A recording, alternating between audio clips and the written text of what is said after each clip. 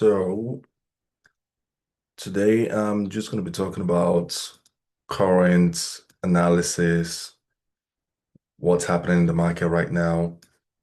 And basically, if you look at this is Bitcoin. We're going to start with Bitcoin analysis. Right here, you can see that we have an inefficiency. And this inefficiency is also resting inside a monthly range discount. So all we got to do is to be patient and see if this area gets mitigated, at least within the next 24 hours. If it does, then we can start looking for a break of structure before we look for any opportunity for buys. So if we align that with the weekly, so nothing really much to work with here besides the sell side liquidity that we have right here on the weekly. This low right here. This is our sell side liquidity. And I'll make it red. So I personally would like to see some level of liquidity get taken before I can start anticipating for a reversal, because whenever the market is going to reverse, it needs to take someone out before it reverses. So example, look at this. What happened right here? You can see how price rallied to the upside, took this buy side liquidity, and then reversed. What is resting right here?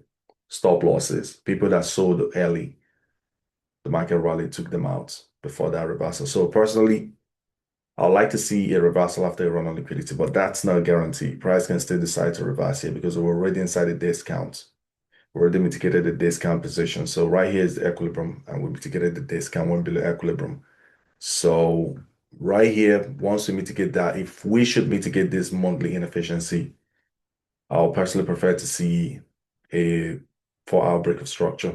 Now, if you're looking at this on the 4-hour time frame, you can see the 4-hour high is way, way above here. So unless price is going to create a new structure and then dip in, then that's what I'll work with. But if not, if you have a look at this, you can see that there's also remnants of the inefficiency here. If you look at this, there's also remnants of inefficiency from here to this low. So price can still use this as the point of interest. So bear in mind, we can still mitigate that zone, break 1-hour structure and rally. And you could literally be waiting for that 4-hour break of structure and never get it. So be very mindful of that. So what I do in cases like this is I literally just stalk the price action, marking every 1-hour high, 1-hour low, just putting alerts there. So just in case once it breaks, I can just reanalyze and see what's going on. So that's my analysis on Bitcoin and what is going on with Bitcoin. We're just going to go into Ethereum on the other hand. And Ethereum is looking very juicy, beautiful trade. If you look at Ethereum on the monthly as well, and right here on the monthly, you can see that on the monthly range, Ethereum has mitigated the equilibrium and gone below inside discount zone. So right here, this is the equilibrium zone. So if I was on a sell position, the moment Ethereum hits this equilibrium monthly inefficiency, I'm just going to close that trade and be out of it. And the reason I'm going to close that trade is because anything can happen inside the discount below equilibrium, inside the monthly inefficiency.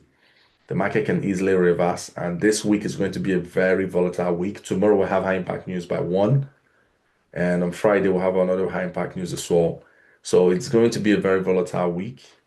So I wouldn't really recommend trying to counter trend in this kind of situation when we're already mitigated a discount, monthly inefficiency, and we also took a weekly sell side liquidity as well. So everything aligned perfectly well.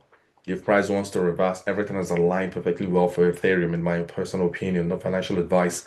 So I'm just gonna watch this very closely this week for Ethereum. So it's already coming to my point of interest, mitigated equilibrium. So all I just want to see now is a 1-hour break of structure or 30 minutes break of structure. So for now, I'm just marking the 1-hour high. And I'm just going to be patient to wait to see what's going to happen. Either price is going to break this or it's going to still keep creating lower highs and lower lows. And I'm just going to keep trailing that as well. Now, if for any reason we break a 4-hour high eventually, then that's the market giving me a telltale sign that the low is in and it wants to now reverse and continue higher. And if it breaks a daily low, a daily high as well, that's also a major indicator that the low is in and we're going to hit a new all-time high. So that is my analysis on Ethereum. And for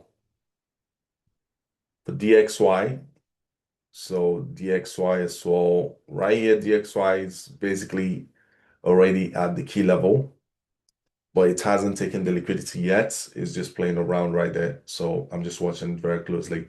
And if we have a look on Euro as well, Euro is very close to our point of interest. It hasn't mitigated. And right here is very close. And this is 4 hour high on Euro. So if Euro should mitigate this position and break this 4 hour high, I just think the low is in. And my focus on Euro will only be on looking for buy opportunities to continue higher. So that's just all I'm waiting to see on Euro. I don't really want to overcomplicate the analysis and just be looking at too many things. So already this is the area of interest. So if we mitigate it and then we'll break 4 hour high, then the low is in my opinion. And all my focus will be to look for buy opportunities on Euro to continue higher. So the last but not least is USD card. And USD card already came very close to the area of interest, my daily inefficiency. And also bear in mind, this is also my monthly range equilibrium zone right here. So we're very close to that monthly range equilibrium zone. And if we take this to daily, you can see that's the line of the equilibrium. So anything above equilibrium is premium. So what I'm just doing now is I'm just going to be marking my 30 minutes lows and highs, and price starts that equilibrium and rejected of that position, but it hasn't actually mitigated the daily inefficiency. This is the daily inefficiency I wanted to mitigate and tap into. So it hasn't tapped into it. So I'm just going to be very patient. And this is a very critical point. Now, the mistake a lot of traders make when price gets very close to this kind of position is traders just FOMO into the market. They literally just see price tap that position and they can't wait to just jump in. Just you have to relax. You have to train your mind to relax. The market is not going anywhere. If this trade is going to work, it's literally going to give you trade opportunities for the rest of the year. So back to back to back, every single week, you'll be seeing opportunity to trade towards this direction. I'm showing you where we're going. The same way I pointed out these positions for some of you that have been following my videos, watching them. I literally pointed out this position. I said, this is where we'll come into. So your job is to use what I've taught you, go into the chart and look for buy opportunities to go into that position. So once we see a break and reversal from here, the next thing you're doing is now take sell opportunities to continue to the downside to go to the next draw on liquidity. So once we see a major daily break of structure to the downside from here, our next draw liquidity, we just go to the weekly straight up. And on the weekly, we're looking at the next draw liquidity, which is this weekly inefficiency. So you can see how low down we have to go. So there's no rush.